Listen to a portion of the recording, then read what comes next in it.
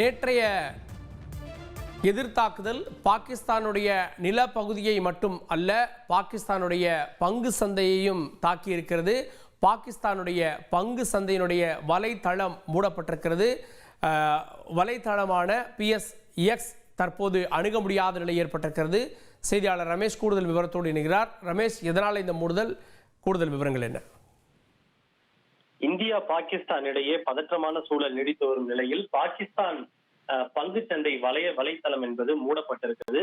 அந்த PSF Pakistan stock exchange என்று சொல்லப்படக்கூடிய அந்த இணையதளத்தை திறக்கவோ அணுகவோ முடியாத ஒரு நிலையில் தான் வந்திருக்கிறது.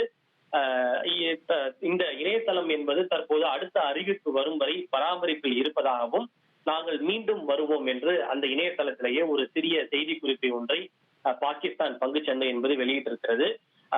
பொதுமக்களுடைய அமைதி பொறுமைக்கு நன்றி எனவும், தாங்கள் தொடர்பு கொள்ள வேண்டும் என்றால் its@pss.co.com.pk என்கிற அந்த மின்னஞ்சலில் தங்களை தொடர்பு கொள்ளலாம் என்று பாகிஸ்தான் ஸ்டாக் எக்ஸ்சேஞ்ச் தெரிவித்திருக்கிறது.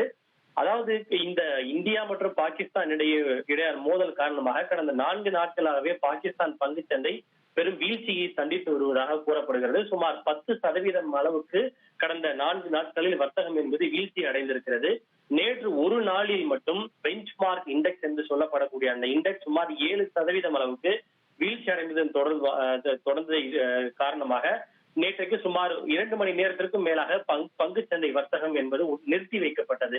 இந்த நிலையில் தான் இத்தகைய சூழ்நிலையை கருத்தில் கொண்டு இந்த வலைத்தளம் என்பது மூடப்பட்டிருப்பதாக கூறப்படுகின்றது. அதாவது மெயின்டெனன்ஸ் காரணமாக மூடப்பட்டிருக்கிறது என்று தெரிவிக்கப்பட்டாலும் தொடர் பங்கு சந்தை வீழ்ச்சியின் காரணமாகவே அது தற்போது மூடப்பட்டிருப்பதாக நிபுணர்கள் தெரிவிக்கக்கூடிய கருத்தாக இருக்கிறது. பங்கு சந்தையை நிறுத்தி வைக்கப்பட்டிருக்கிறதா இல்ல வலைதளத்தில் பிரச்சனையா அப்படின்ற 2 கேள்வியும் எழுந்திருக்கிறது. கூடுதல் விவரங்களுக்கு நன்றி ரமேஷ்குமார்.